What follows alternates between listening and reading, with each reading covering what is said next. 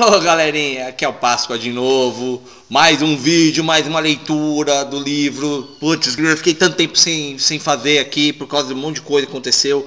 Vamos para as novidades. Em primeiro lugar, lá no primeiro livro eu tinha falado que ia fazer uma campanha de doações para tentar vender o livro.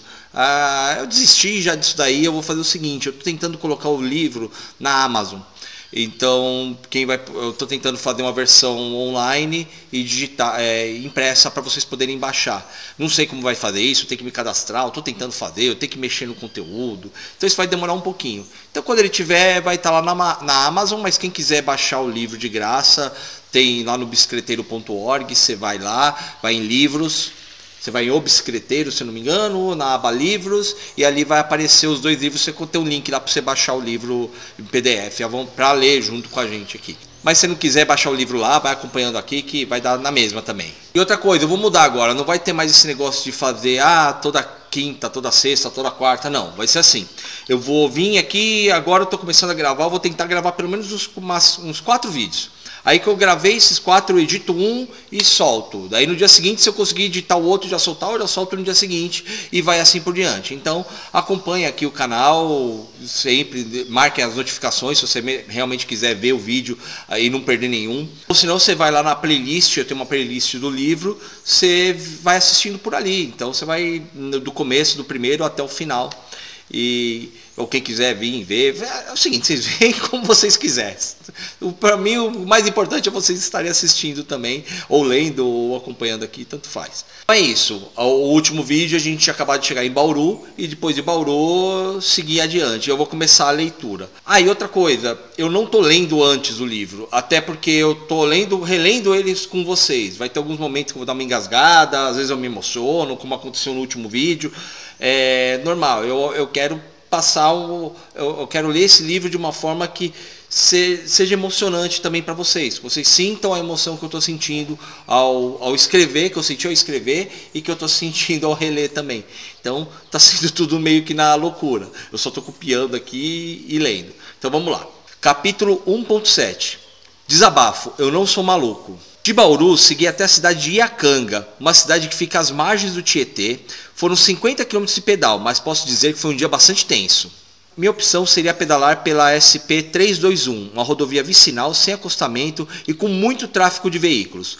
Vocês devem imaginar o quanto sou abordado nas ruas e estradas por pedalar uma bike tão bizarra como a minha. Fazem elogios, invejam minha iniciativa, alguns dão força, mas para a maioria o que eu faço é coisa de maluco. Não apenas por pedalar, mas sim por me arriscar na estrada. O pior é que eles estão certos, só no que diz respeito ao perigo das nossas estradas. Ocorre que não sou nenhum maluco, sou apenas um cara que gosta de pedalar, mas que quer voltar para casa feliz e ver novamente seu filho. Em qualquer país sério, fazer cicloturismo não seria esse martírio como ocorre em certos lugares do Brasil, como ocorreu nesse dia entre Bauru e Iacanga.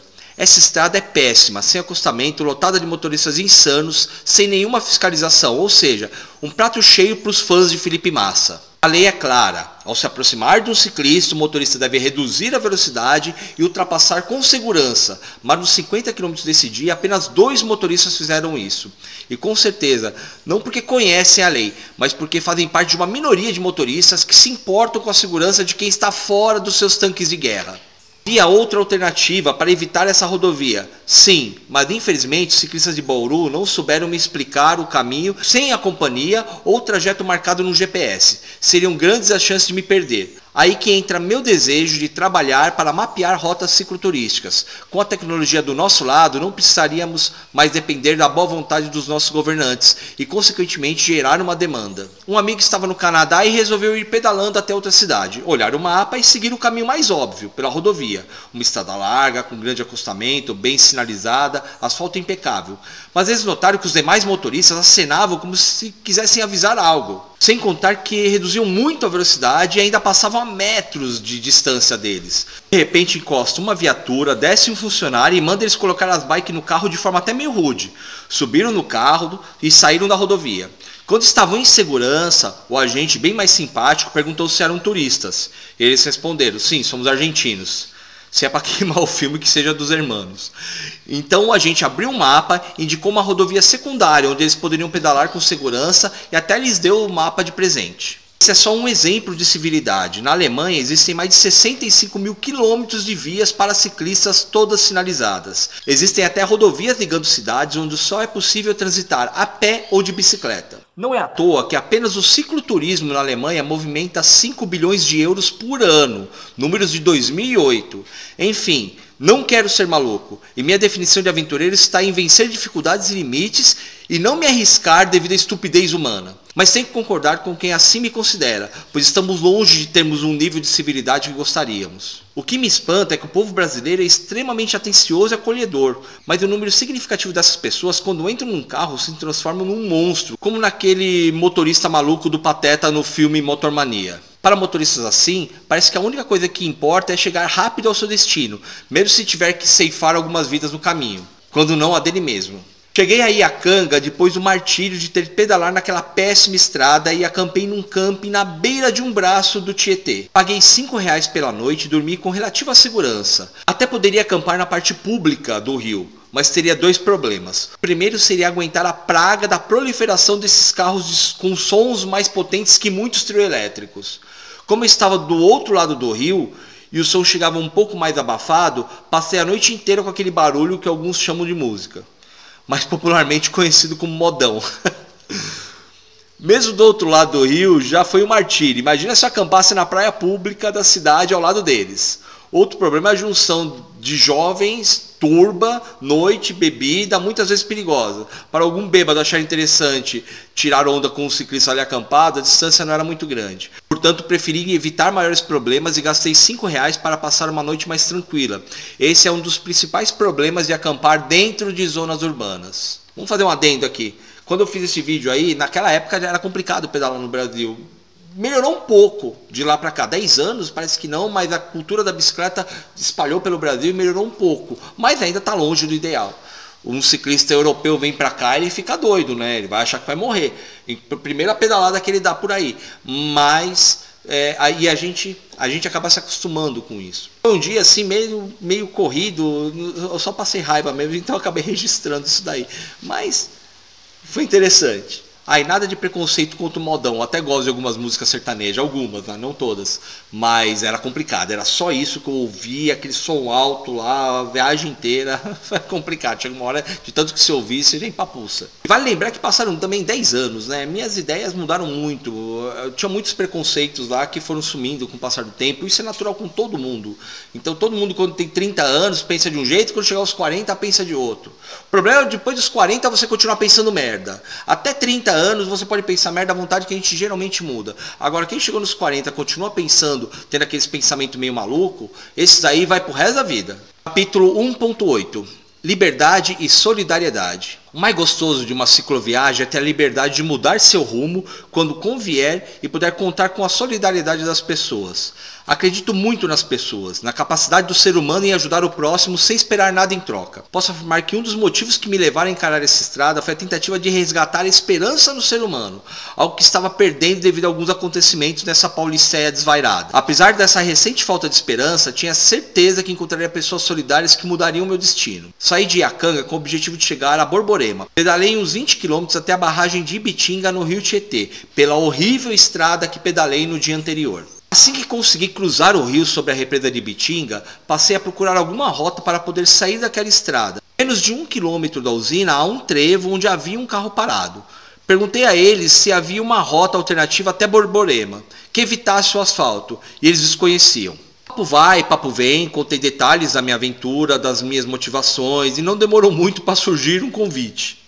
Eles estavam indo para um rancho de um deles na beira do rio Tietê. Um grupo com uns 8 homens de diferentes idades, desde garotos até senhores na faixa dos 60 anos. Queriam passar alguns dias pescando, jogando truco, comendo um churrasco, me convidaram para ir com eles e disseram que depois me levariam de barco até a praia de Borborema. Aceitei na hora, mais importante do que pedalar é a possibilidade de encontrar pessoas interessantes no caminho, então segui com eles até um ranchinho. Como não sabia chegar lá e não colocaria a bike na caminhonete deles, disseram para eu seguir uma trilha com algumas fitas vermelhas, marcações que eles haviam feito para uma festa que havia ocorrido no rancho meses atrás. Ainda para ajudar, eles foram colocando algumas latinhas de cervejas em pontos estratégicos na estrada. Obviamente eu fui coletando as latinhas no caminho.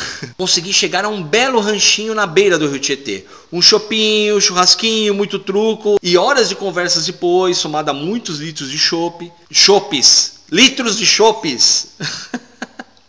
Aceitei a sugestão deles de dormir no rancho e seguir no dia seguinte com eles até Borborema. Sobre um pier na beira do rio Tietê, avistando a usina de Bitinga à esquerda, finalizei um texto para o blog e mantive a galera que me acompanhava ligada na minha viagem. E feliz por ter mudado meu roteiro, por ter aceitado as coincidências do destino e por ter conhecido pessoas tão maravilhosas. Capítulo 1.9. Por que caí na estrada? Conforme já disse na introdução do livro, essa viagem teve início no dia 13 de novembro de 2010, propositalmente, pois nesse dia eu faria 12 anos que havia conhecido minha ex-mulher, no dia que nós considerávamos o início de tudo. Como uma tentativa de vencer a depressão que me consumia e com o fim do casamento, eu decidi que se não tivesse com ela no dia 13, estaria sozinho na estrada. Naquela época, eu achava que eu era o único culpado pelo fim do nosso relacionamento, e graças a esse sentimento, eu usava a viagem como uma forma de punição, uma espécie de autoflagelo. Outro objetivo da viagem seria criar um divisor de águas na minha vida, um reencontro com a minha alma, uma nova avaliação dos meus sentimentos, além de uma avaliação de tudo o que eu fizera até então. Queria que a viagem fosse um divisor de águas na minha vida. Estava claro que eu precisava encerrar um ciclo para poder dar início a um outro. Portanto, que essa viagem me iluminasse e trouxesse novos objetivos para a minha vida. Não sabia o que iria acontecer, a única certeza é que depois de tal feito eu jamais seria o mesmo. Aquele era o segundo dia mais significativo da viagem. Dia 21 de novembro foi a data do nosso casamento. Embora eu sempre esquecesse, pois dava mais importância ao dia 13, mas daquela vez seria diferente. Todas as lembranças pesavam demais nas minhas pernas. Pouco mais de uma semana de estrada e pela segunda vez era abatido por uma forte depressão. Saudades do meu filho, ainda sofrendo demais com a separação. Se eu não tivesse na estrada, seria mais um dia jogado no puff do cafofo, sem forças para me levantar. Mas na estrada nem tinha tempo para isso, pois a viagem estava no começo, muitos objetivos a cumprir, lugares e pessoas para conhecer e principalmente uma forte vontade de voltar inteiro para junto do meu filho. Pela primeira vez sentia que apesar do sofrimento, a viagem me dava forças para superar minhas derrotas. Ou seja, sentia que a decisão de cair na estrada foi correta e estava me fazendo bem. Saímos do rancho à beira do rio Tietê e depois de 40 minutos de barco chegamos à praia de Borborema. Não imaginava que seria tão longe, tanto é que o Alexandre, dono do barco, calculou mal e ficou sem gasolina para voltar. Como estava com grana muito contada, nem tive como ajudá-lo. Tive que mandar comprar em um posto na cidade de Borborema, a 7 km dali. Quando a gasolina chegou, me despedi do pessoal e caí na estrada, mas não sem antes notar uma placa dizendo para os banhistas terem cuidado, alertando sobre possíveis ataques de piranhas. Nesse dia, teria uns 70 km pela frente. Meu esquema de gerar energia limpa, captando energia de um dínamo no cubo da minha bicicleta, começou a falhar. Sinal de que não seria muito fácil ser totalmente sustentável como gostaria. Chegando perto da entrada de Sales, uma surpresa. Aquele mar de cana sumiu e apareceram grandes trechos de Mata Atlântica preservada. Depois fui saber que essas áreas são do Ibama. Se não fosse, já teriam virado combustível. Entrei em Sales e era um dia de clássico local. Logo na entrada da cidade passei ao lado do estádio e não estava lotado, mas havia um bom público. O mais interessante era ver que os veículos dos torcedores estavam estacionados junto a eles nas arquibancadas. Bicicletas. Sales é uma cidade que investe muito no turismo interiorano. Eles construíram 3 belas praias, balneários, que atraem turistas de toda a região. Optei por ficar na praia de Torres, que fica a 11 km da cidade, ao lado da balsa que faz a travessia do Tietê para quem pretende seguir na direção de Lins. Balsa que atravessei na viagem de 2004. Na entrada do balneário há um portal com uma tabela de preços. Perguntei quanto eu deveria pagar e disseram: a gente cobra de veículo, mas bicicleta não é veículo. Bem, nesse momento esqueci meu lado ativista, aquele que brigava com todo mundo que dizia que bicicleta não era veículo, e aproveitei a isenção que o meu veículo recebeu. Cheguei no final da tarde, era domingo e a praia ainda estava lotada. Minha bike fez sucesso e fiquei um bom tempo conversando com o pessoal, posando para fotos. Depois bastou achar um quiosque desocupado e me instalar. O interessante é que todos os quiosques têm churrasqueira, mesa, tomada e até iluminação, tudo de graça, ao menos para quem chega de bicicleta. Recarreguei meu celular, armei minha barraca e fiquei curtindo o pôr do sol. O dia seguinte seria de descanso, para as pernas e principalmente para a mente. Dia de recarregar todas as baterias antes de prosseguir. Bem, gente, mais um vídeo com alguns capítulos, aqui foram 3 capítulos, então, poxa, foi bacana, cara, faz tanto tempo essa viagem aí, e é legal reviver os meus sentimentos naquela época, né, que eu fiz a viagem ainda, estava muito ligado ainda no último relacionamento, eu falo que o primeiro rompimento é sempre mais difícil, né, os outros depois você acaba se acostumando, mas ali eu estava vivendo tudo isso, né. Quando eu escrevi o livro, já tinha passado 6 anos quando eu publiquei esse livro. Então eu já tinha mudado a cabeça, mas eu quis ser fiel ao meu sentimento na época do livro. Então, mas é isso. Vamos continuar aí, que vai ficando cada vez mais legal. O trecho de São Paulo é muito mais cabeça, me aceitando como um ciclista, como um viajante, do que necessariamente a viagem em si. Para quem gosta dessas coisas mais filosóficas, eu acho que pode ser interessante. Então é isso aí. Continue assistindo, próximo vídeo vai vir logo quando terminar de editar isso daí e vamos embora. Falou, um abraço, até mais. Pra andar de bicicleta